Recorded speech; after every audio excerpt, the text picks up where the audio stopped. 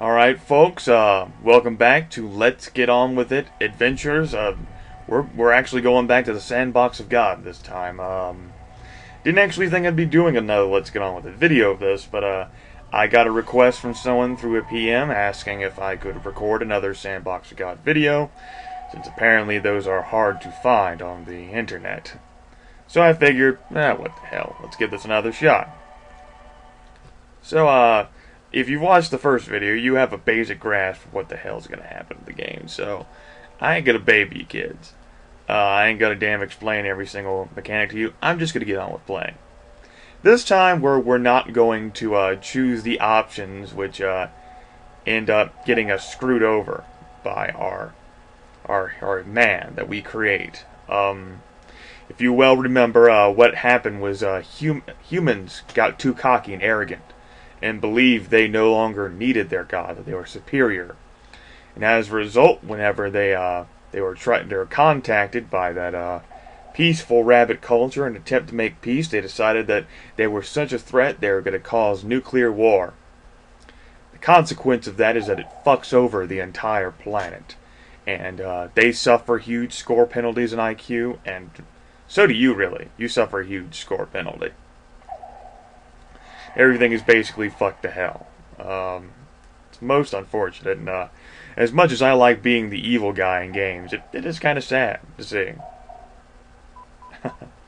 Now, some of this might actually look, if you watched the first video, you might be like, Grim, what are you doing?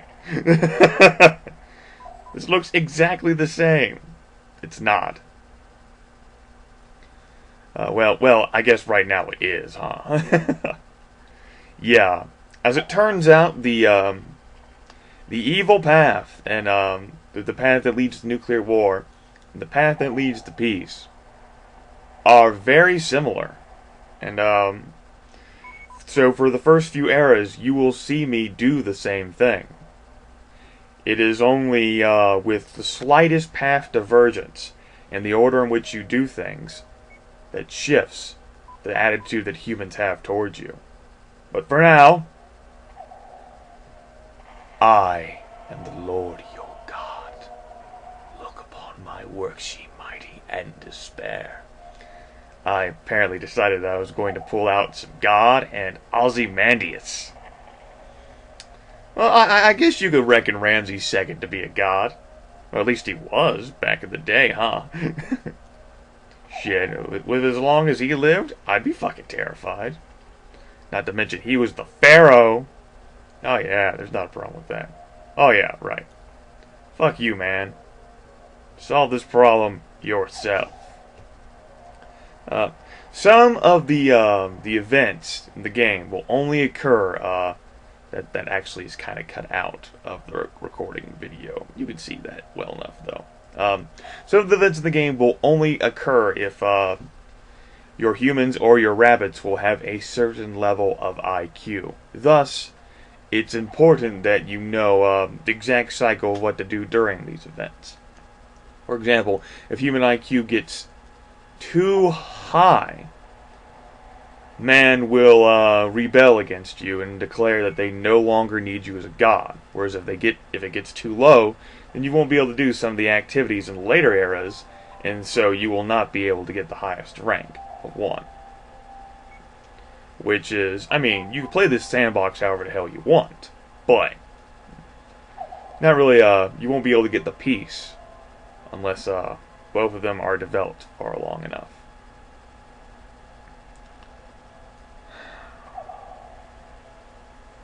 This is such a peaceful game, though. I love the music. It's so just...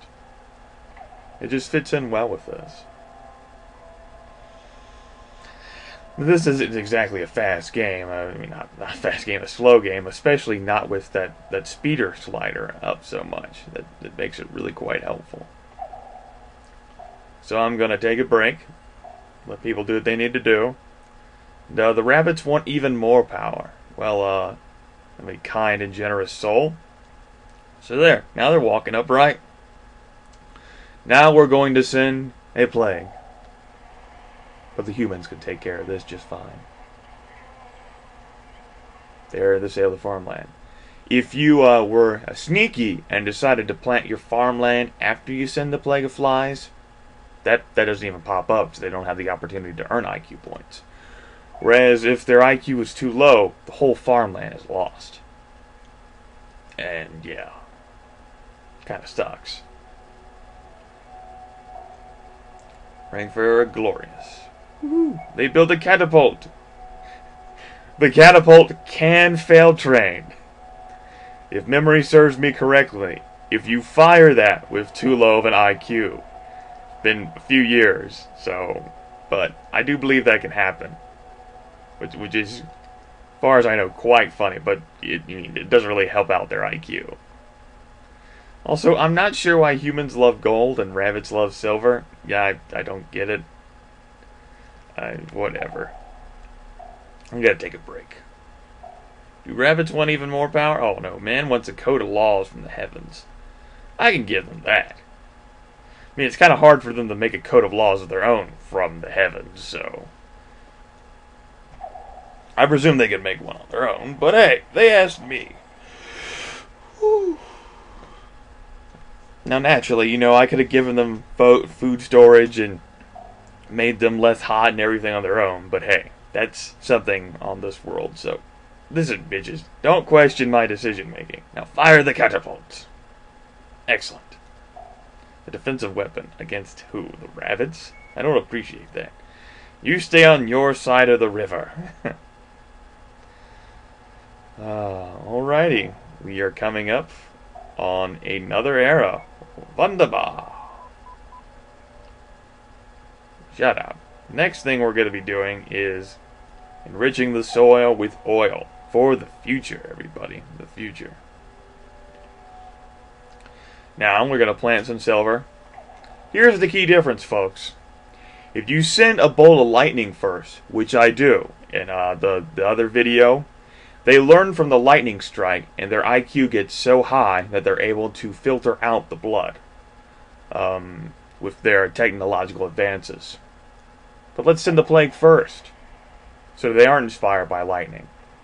They realize their sins and repent. And, naturally, we now send the bolt of lightning at them, so that they learn. Because, really, we had to click on it anyway. But that's the order. That's what you do. That changes the whole landscape of the game.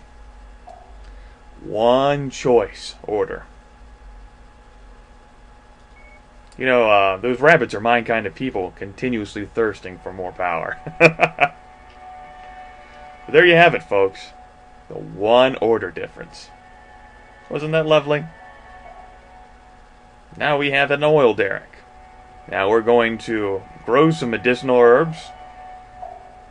Not pot, because I don't know. It's not my place to question. I mean, just because I'm the supreme being and creator of this world doesn't mean I should know that, right? Excuse me, my graphics decided to screw there. I definitely need to get that problem resolved. So medicine, rest, and then a plague. Which, since their IQ's not that high, which it would have been if I sent the lightning bolt, then caused a plague, because they get more IQ whenever they solve your problems that you create for them. They don't solve the problem on their own. They realize their sins and they repent. Isn't that wonderful, folks? So we still have our loyal followers. And we gained a rank point. We are now number 2. And this is the final era. Let's have peace. Now the humans will go over to the rabbits themselves. The head order of rabbits all agree to a peace treaty with the human civilization. Both of them predict harmonious relations with each other for the next century. Congratulations. Your people have been blessed with a great God, and you have proven yourself against all odds. You are truly, spelling a wise God. Both civilizations are awarded major IQ points. Be proud, for you have achieved the impossible. There you have it, folks. And on the 7th era, glorious Grimith, who granted greatness to the people of Earth, rested. And it was good. Rank 1. Fewer than ranked? Gone. Excellent. Calculating the checklist. That's the full checklist, folks, of things you can do to achieve in the game. As you can see, I've done them all. Older version, whenever you completed through this stuff, you could unlock a special goodies section where you get to look at some of the design choices that Mr. Chubbigans made involved in this game. That was kind of removed in this, the 1.5. It's a bit sad. Fortuitously, I still have the older version, though, so I can go back and look at that whenever I want. Anyway, folks, here you have it, a nice, peaceful playthrough of Let's Get On With It, Sandbox you got. Not filled with evil, as it were, villainous, which ultimately backfired on me, huh? See you all next time on another Let's Get On With It adventure.